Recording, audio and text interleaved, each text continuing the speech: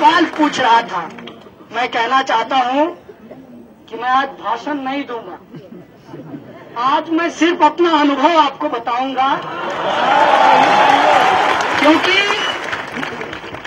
पहले पढ़ता ज्यादा था, सिस्टम को झेलता कम था। इस बार पढ़ा कम है, झेला ज्यादा है। इसीलिए जो कहूंगा, जेएनयू में लोग ज्यादा रिसर्च करते हैं, प्राइमरी डेटा है भाई साहब, फर्स्ट हैंड इंफॉर्मेशन है। तो पहली बात यह है कि जो प्रक्रिया न्यायालय के अधीन है उसके ऊपर मुझे कुछ नहीं कहना है।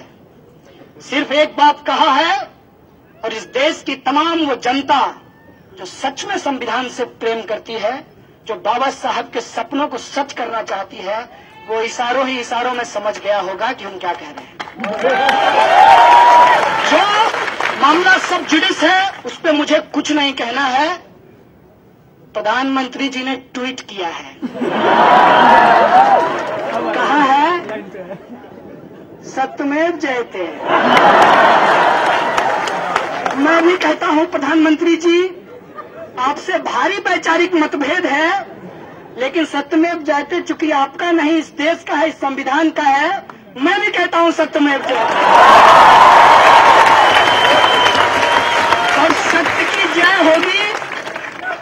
और इस लड़ाई में वो तमाम लोग जो शामिल हैं, उनको एक बात बस कहते हुए अपना अनुभव आपसे शेयर करूंगा। बस वो एक बात कि ये मत समझिएगा कि कुछ स्टूडेंट के ऊपर एक पॉलिटिकल टूल की तरह सेडिशन का इस्तेमाल किया गया है।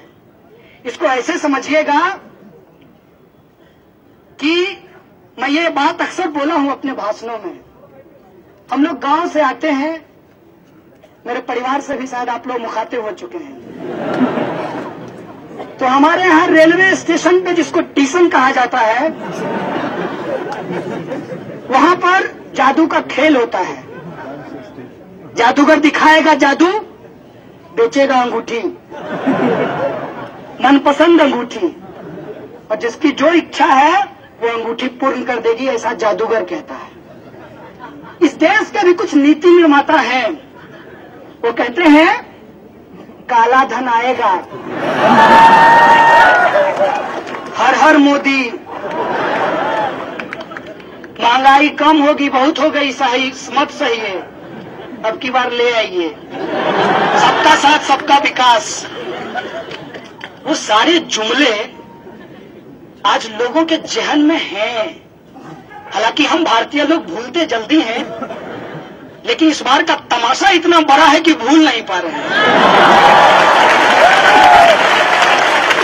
तो कोशिश ये है कि उन जुमलों को भुला दिया जाए, और ये जुमलेबाज कर रहे हैं। और उसको कैसे भुलाया जाए? तो ऐसा करो, इस देश के तमाम जो रिसर्च फेलो हैं उनका फेलोशिप बंद कर दो। लोग क्या करने लगेंगे? कहेंगे फेलोशिप दे दीजिए, फेलोशिप दे दीजिए। फिर कहेंगे कि अच्छा ठीक है, जो 5,000 और 8,000 देता था वही कंटिन्यू रहेगा। मतलब बढ़ाने का मामला गया। बोलेगा कौन? जेएनयू। तो जब आपको गालियां पड़ रही है, चिंता मत कीजिएगा, जो कमाए हैं वही खा रहे हैं आप लोग। इस देश में जो जन विरोधी सरकार है, उस जन विरोधी सरकार के खिलाफ बोलेंगे तो उनका साइबर सेल क्या करेगा? वो डॉक्टर्ड वीडियो भेजेगा,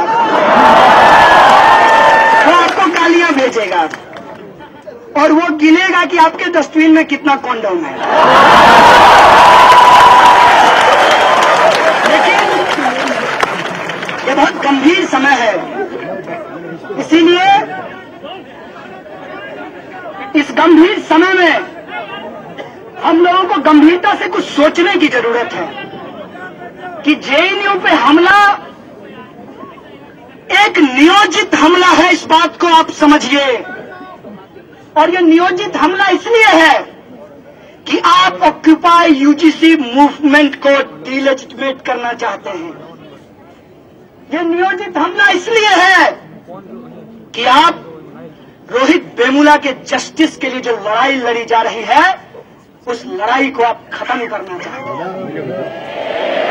आप जेएनयू का मुद्दा इसलिए प्राइम टाइम पे चला रहे हैं माननीय एक्स-आरएसएस, क्योंकि आप इस देश के लोगों को भुला देना चाहते हैं कि मौजूदा प्रधानमंत्री ने 15 लाख रुपया उनके अकाउंट में आने की बात कही थी। लेकिन एक बात मैं आपको कह देना चाहता हूं, जेएनयू में एडमिशन पाना आसान नहीं है, तो जेएनयू के लोगों को भुला देना भी आसान नहीं है। आप अगर चाहते हैं कि हम भुला देंगे, तो हम आपको बार बार याद करा देना चाहते हैं कि इस देश की सत्ता ने जब जब अत्याचार किया है, जेएनयू से एक बुलंद आवाज आई है और हम उसी को दोहरा रहे हैं और हम सत्ता को याद करा रहे हैं। तुम हमारी लड़ाई को डाइल्यूट नहीं कर सकते। क्या कह रहे हैं? एक तरफ देश के सीमाओं पे नौजवान मर रहे हैं, मैं सैल्यूट करना चाहता हूं उनको जो लोग सीमा पे मर रहे हैं। मेरा एक सवाल है, जेल में मैंने एक बात सीखी है कि जब लड़ाई विचारधारा की हो तो व्यक्ति को बिना मतलब का पब्लिसिटी नहीं देना चाहिए। इसीलिए मैं उस लीडर का नाम नहीं लूंगा। बीजेपी के एक नेता ने लोकसभा में कहा कि नौजवान सीमा पे मर रहे हैं। मैं पूछना चाहता हूं कि वो आपका भाई है या फिर इस देश के अंदर जो करोड़ों किसान आत्महत्या कर रहे हैं, जो रोटी उगाते हैं हमारे लिए और उन नौजवानों के लिए जो उस नौजवान के पिता भी हैं, उसके बारे में तुम क्या कहना चाहते हो? वो उस देश के शहीद हैं। सवाल पूछना चाहते हैं कि जो किसान खेत में काम करता है, मेरा बाप, मेरा ही भाई फौज में भी जाता है और वही मरता है, और तुम ये बाइनरी बना करके देश के अंदर एक झूठा डिबेट मत खड़ा करो। जो देश के लिए मरते हैं, देश के अंदर भी मरते हैं, देश की सीमा पर भी मरते हैं। हमारा सवाल है कि तुम पार्लियामेंट में खड़ा होकर किसके खिलाफ राजनीति कर रहे हो? वो जो मर रहे हैं उनकी जिम्मेवारी कौन लेगा? लड़ने वाले लोग जिम्मेवार नहीं हैं, लड़ाने वाले लोग जिम्मेवार हैं। और एक कविता की एक पंक्ति मुझे याद आ रही है, शांति नहीं तब तक जब तक सुख भाग न सबका सम होगा। नर का सम है, इसलिए मैंने जेएनयू में जेंडर सेंसिटिव होते हुए सबका कर दिया है। शांति नहीं तब तक जब तक सुख भाग न सबका सम होगा, नहीं किसी को बहुत अधिक और नहीं किसी को कम होगा। इसीलिए युद्ध के लिए जिम्मेवार कौन है? कौन लड़ाता है लोगों को? कैसे मर रहे हैं मेरे पिताजी और कैसे मर रहा है मेरा भाई? हम पूछना चाहते हैं ये बाइनरी बनाने वाले प्राइम टाइम के दो टकिए स्पीकरों से।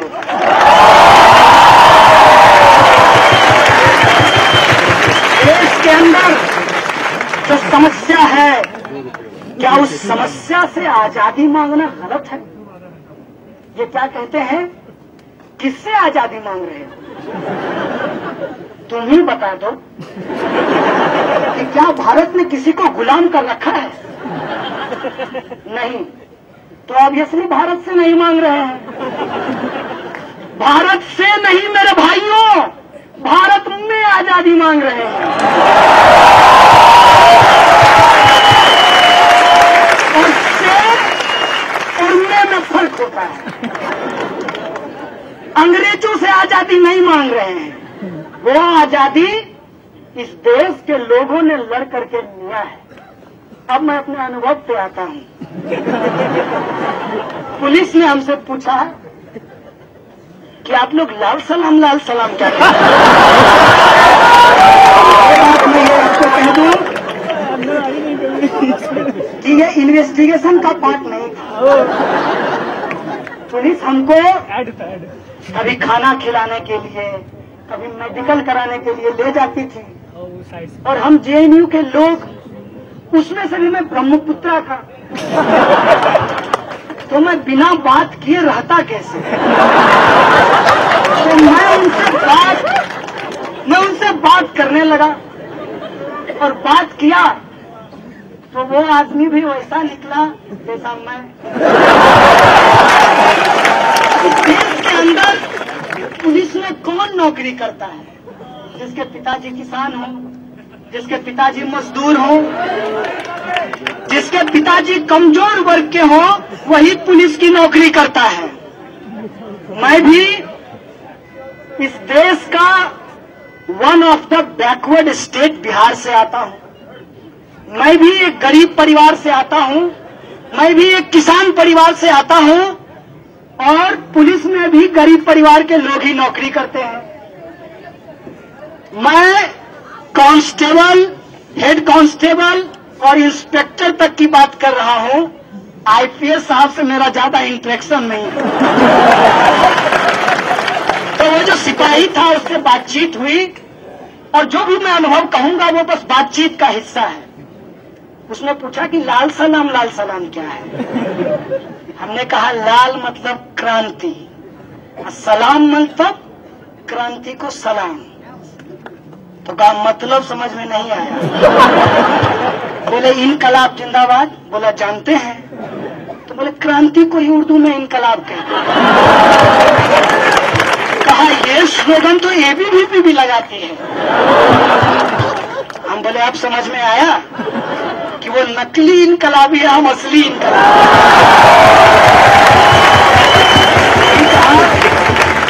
ये बताइए कि आप लोगों को बहुत सस्ता सब कुछ जेएनयू में मिला है। हम बोले एक बात बताएं। बोला बताइए। बोले आपके साथ ऐसा क्यों नहीं हुआ कि आपका अभी जो हालत है, क्योंकि वो 18 घंटे ड्यूटी करता था, मैंने देखा उसको, और आपको ओवर टाइम मिलता है? बोला नहीं। तो बोले कहाँ से लेते हैं? बोला यही होता है ना जिसको आप करप्शन कहते हैं। अच्छा, तो जितना भत्ता मिलता है अब वर्दी के लिए उनको 110 रुपया मिलता है। इतने में तो आप बताइए अंदर गारमेंट्स ना आए वर्दी। ये बात वो खुद सिपाही बोल रहा है। हमने कहा इसी से तो आजादी चाहते हैं, भूखमरी से, भ्रष्टाचार से।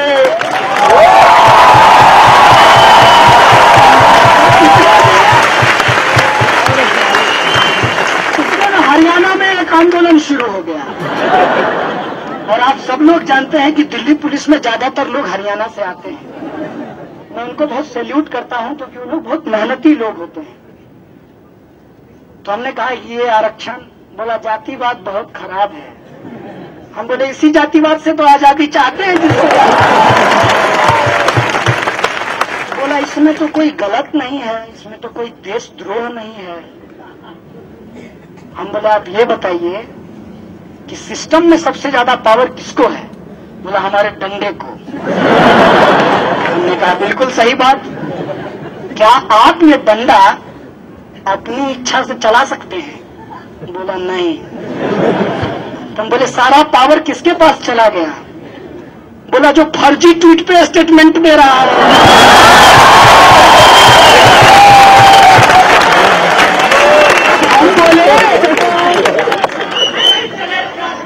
हम बोले हम इसी फर्जी ट्वीट करने वाले जो संघी लोग हैं उनसे आजादी चाहिए।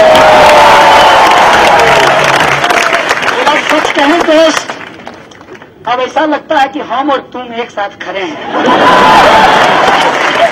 हम बोले यार इसमें एक दिक्कत है कि अब सारे मीडिया के लोगों को नहीं कह रहा हूं, हम्बली बोल रहा हूं, क्योंकि सारे मीडिया के लोग वेतन वहां से नहीं पाते हैं, कुछ लोग वहीं से वेतन पाते हैं।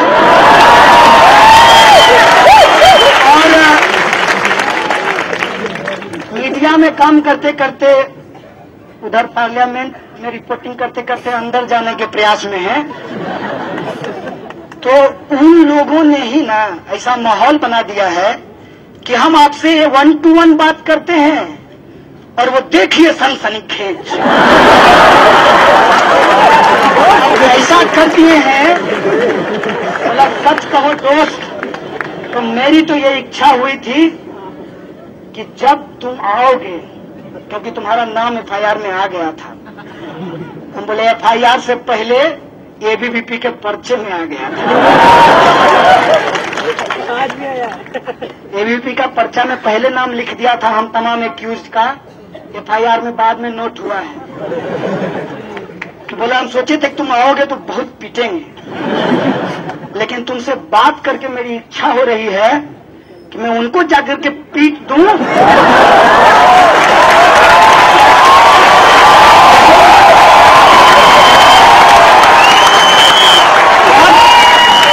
बहुत गंभीर बात कहा है उसने, और मैं इस पे ध्यान दिलाना चाहता हूं मीडिया के माध्यम से पूरे मुल्क के लोगों को।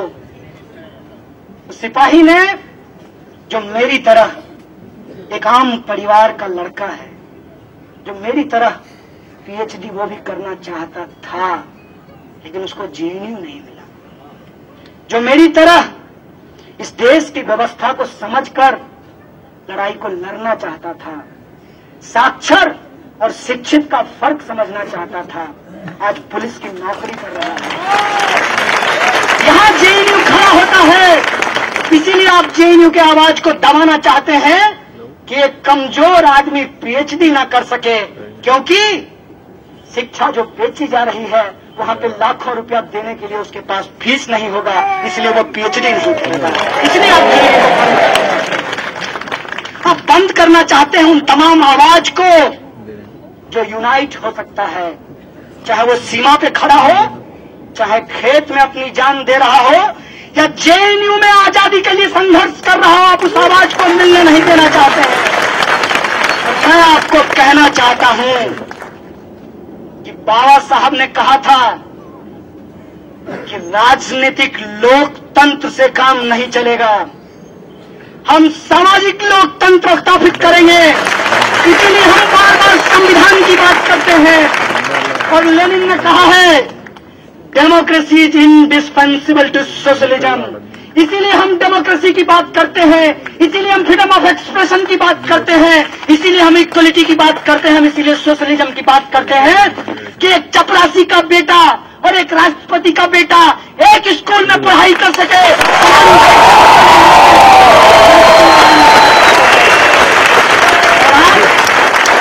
इस आवाज को दबाना चाहिए, लेकिन क्या इत्तेफाक है, विज्ञान में कहा गया है कि आप जितना दबाओगे उतना ज्यादा प्रेशर होगा, लेकिन इनको विज्ञान से कोई लेना देना नहीं है, क्योंकि विज्ञान पढ़ना एक बात है, वैज्ञानिक होना बहुत दूसरी बात है। तो वो लोग जो वैज्ञानिक सोच इस देश में रखते हैं, अगर उनके साथ संवाद स्थापित किया जाए तो इस मुल्क के अंदर जो आजादी हम मांग रहे हैं, भूखमरी और गरीबी से, शोषण और अत्याचार से, दलितों, आदिवासियों, महिलाओं और अल्पसंख्यकों के अधिकार के लिए, वो आजादी हम लेकर रहेंगे। और वो आजादी इसी संविधान के द्वारा, इसी संसद के द्वारा और इसी न्यायिक प्रक्रिया के द्वारा हम सुनिश्चित करेंगे। इस मुल्क में ये हमारा सपना है, यही बाबा साहब का सपना था, यही साथी रोहित का सपना है। देखो, एक रोहित को मारे हो, उस कंटिन्यूएशन में जिस आंदोलन को तुम दबाना चाहे थे, वो आंदोलन कितना बड़ा बनकर के उभरा है, कितना बड़ा बनकर के इस मुल्क में उभरा है, इस बात को देखिए। एक बात और है, अपने जेल के अनुभव से कहना चाहता हूं कि हम JNU के लोग, और ये मेरा सेल्फ क्रिटिसिज्म है, अगर आप लोगों को भी अपना सेल्फ क्रिटिसिज्म लगे, इसको मानिएगा जरूर। हम जेएनयू के लोग सभ्य शालीन तरीके से बात तो करते हैं, लेकिन बहुत ही भारी टर्मोलॉजी में बोलते हैं। और ये बात इस देश के आम लोगों को समझ में नहीं आता। उनका दोष नहीं है, वो ईमानदार, नेक, समझदार लोग हैं। आप ही उनके लेवल पे लाकर के चीजों को नहीं रखते हैं। और उनके पास पहुंचता क्या है? उनके पास पहुंचता है, जल्दी फॉरवर्ड करो, मनोकामना पूरा होगा। जल्दी फॉरवर्ड करो, मनोकामना पूरा होगा। ज्यादा से ज्यादा ग्रुप में भेज दो। अब नो मोर देखते हैं, OLX पे बेचते हैं। ये जो बेचने की मानसिकता बनाई गई है इस देश के अंदर, उसके साथ हमको संवाद स्थापित करना है। और मैं जेल के अनुभव से कहना चाहता हूं कि मुझे जेल में 2 बाउल मिला। एक का कलर कटोरी, एक का कलर ब्लू था और दूसरे का कलर लाल था। तो उस कटोरी को देखकर बार बार ये सोच रहा था कि मुझे डेस्टिनी पे तो कोई भरोसा नहीं है, भगवान को भी नहीं जानते हैं, लेकिन कुछ अच्छा इस देश में होने वाला है कि एक साथ लाल और ब्लू कटोरी है, एक प्लेट, और वो प्लेट मुझे भारत की तरह दिख रहा था और वो ब्लू कटोरी मुझे अम्बेडकराइट मूवमेंट लग रहा था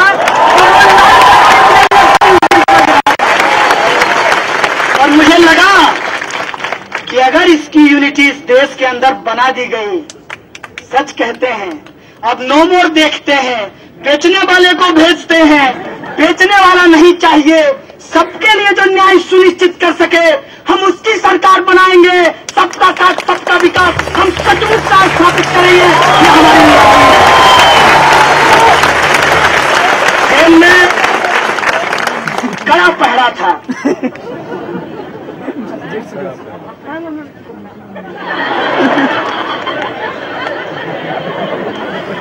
लाए हैं आपके लिए, चना लेकर आए हैं। और एक कहावत है, जब तक जेल में चना रहेगा आना जाना लगा रहेगा। हालांकि बहुत देर हो गया है जेएनयू के लिए, बहुत दिनों के बाद जेएनयू के स्टूडेंट को जेल भेजा गया है, काफी लंबे समय के बाद। क्योंकि काफी लंबे समय के बाद एक मजेदार बात बता देता हूं, ये उससे जुड़ा हुआ है। आज माननीय प्रधानमंत्री जी का आदरणीय बोलना पड़ेगा ना,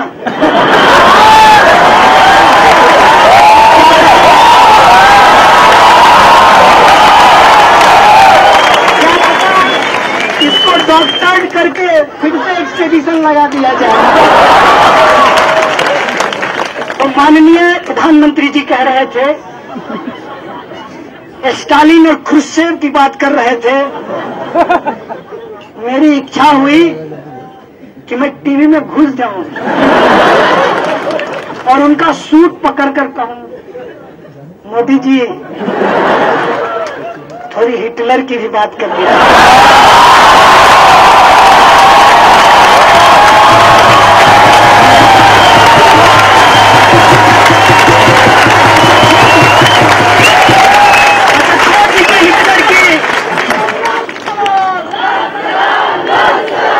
हिटलर की, मुसोलिनी की बात कर दीजिए जिसकी काली टोपी लगाते हैं, जिससे आपके गुरुजी गोलवलकर साहब मिलने गए थे और भारतीयता की परिभाषा जर्मन से सीखने का उपदेश दिया था। तो हिटलर की बात, ख्रुश्चेव की बात, प्रधानमंत्री जी की बात, उसी वक्त योजना की बात हो रही थी। मन की बात करते हैं, सुनते नहीं हैं। एक बहुत ही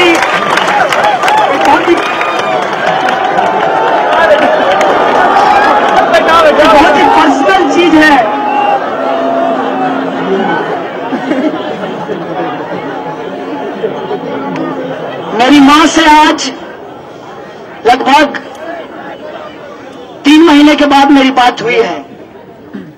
मैं जब भी जेएनयू में रहता था मैं घर बात नहीं करता था। जेल जाके एहसास हुआ कि बराबर बात करनी चाहिए। आप लोग भी करते रहिएगा अपने घर वाले से बात। तो मैंने अपने माँ को कहा कि तुमने मोदी पे बड़ा अच्छा चुटकी लिया। तो मेरी माँ बोली कि नहीं, वो मैंने चुटकी नहीं लिया, चुटकी तो वो लोग लेते हैं, हंसना हंसाना उनका काम है, हम तो अपना दर्द बोलते हैं। जिनको समझ में आती है वो रोते हैं, जिनको समझ में नहीं आती वो हंसते हैं। उसने कहा कि मेरा दर्द है, इसलिए मैंने कहा था कि मोदी जी भी किसी की माँ का बेटा है। मेरे बेटे को देशद्रोह के आरोप में फंसा दिया है। तो कभी मन की बात करते हैं, कभी माँ की भी बात कर लें। मेरे पास कोई शब्द नहीं था उसको कहने के लिए, क्योंकि इस देश के अंदर जो हो रहा है उसमें बहुत ही खतरनाक प्रवृत्ति है। इसीलिए मैं किसी एक पार्टी की बात नहीं कर रहा, इसीलिए मैं एक मीडिया चैनल की बात नहीं कर रहा, इसीलिए मैं सिर्फ सैनिकों की बात नहीं कर रहा, मैं सच में पूरे देश की बात कर रहा हूं। कैसा देश होगा जिस देश में देश के लोग ही नहीं होंगे। आप सोचिए, जेएनयू के पक्ष में अगर जो लोग खड़ा हुए हैं उनको बार बार सैल्यूट करने की जरूरत है, क्योंकि वो इस बात को समझ रहे हैं कैसे लोग आते हैं जेएनयू में। यहां पर 60% लड़कियां पढ़ती हैं। देश का एकमात्र संस्थान, मैं दावे के साथ कह सकता हूं तमाम कमियों के बावजूद जेएनयू एकमात्र ऐसा संस्थान है जो रिजर्वेशन पॉलिसी को लागू करता है। और जहां लागू नहीं करता वहां लागू कराने के लिए हम लोग लड़ते हैं, संघर्ष करते हैं। यहाँ जो लोग आते हैं, ये बात मैंने आज तक आप लोगों को नहीं कहा होगा और आप लोगों को मालूम भी नहीं चला होगा कि मेरा परिवार 3,000 रुपए में चलता है। क्या मैं पीएचडी कर सकता हूं किसी बड़ी बड़ी यूनिवर्सिटी में? और इस तरीके से जेएनयू पे जब हमला किया जा रहा है और जो लोग इसके पक्ष में खड़ा हो रहे हैं, मुझे कोई संपत्ति नहीं है किसी राजनीतिक पार्टी से, क्योंकि मेरी अपनी एक विचारधारा है, लेकिन जो लोग खड़ा हो रहे हैं उनको भी देशद्रोही कहा जा रहा है। सीताराम येचुरी को भी मेरे साथ देशद्रोह के केस में डाल दिया, राहुल गांधी को मेरे साथ देशद्रोह के केस में डाल दिया, डी राजा को देशद्रोह के केस में डाल दिया, और जो मीडिया के लोग केजरीवाल को डाल दिया। जो लोग मीडिया के लोग जो जेएनयू के पक्ष में बोल रहे हैं, दरअसल वो जेएनयू के पक्ष में नहीं बोल रहे हैं, वो सही को सही और गलत को गलत बोल रहे हैं।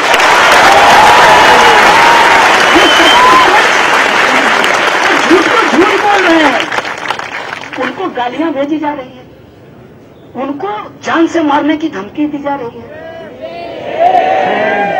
ये कैसी स्वयंभू राष्ट्रभक्ति है भाई साहब, सेल्फ क्लेम्ड। एक सवाल हमने पूछा, कुछ लोग 3-4 कांस्टेबल जेल में मुझे पूछे कि सच में नारे लगाए हो? हम बोले सच में लगाए हैं। फिर जाके लगाओगे? बोले कब लगाएंगे? बोले फर्क कर पाते हैं कि रैशनैलिटी खत्म हो गई। भाई साहब अभी 2 साल ही सरकार को आया हुआ है, 3 साल और झेलना है। इतनी जल्दी यह देश अपनी रैशनैलिटी लूज नहीं कर सकता है, क्योंकि इस देश के 69% लोगों ने उस मानसिकता के खिलाफ वोट दिया है। इस बात को डेमोक्रेसी में केवल 31% लोग, और उसमें से भी कुछ आपके जुमलेबाजी में फंस गए। कुछ को तो आपने हर हर कह के ठग लिया, आजकल अरहर से परेशान है।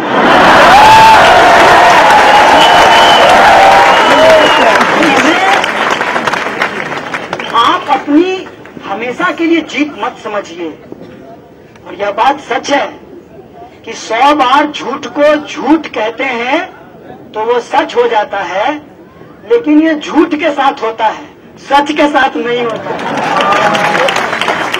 क्या 100 बार हम सूरज को चंद्रमा चंद्रमा कहेंगे तो वो चंद्रमा हो जाएगा, वो सूरज ही रहेगा। 1000 बार कह लीजिए।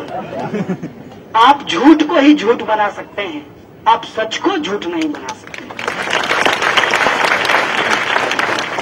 और यह जो आपकी साजिश है, इनका ध्यानाकर्षण प्रस्ताव जैसे लोकसभा में ये लाते हैं, बाहर में, लोकसभा के बाहर देश में ध्यान भटकाओ प्रस्ताव इनका चलता है।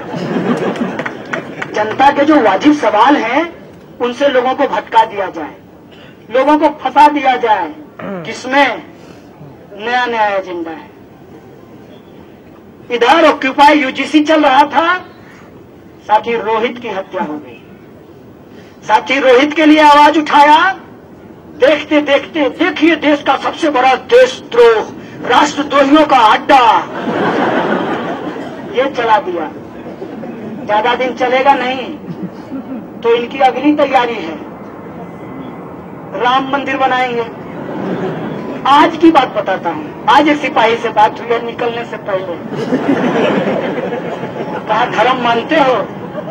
हमने कहा धर्म जानते ही नहीं, पहले जान ले फिर मानेंगे। बोला किसी परिवार में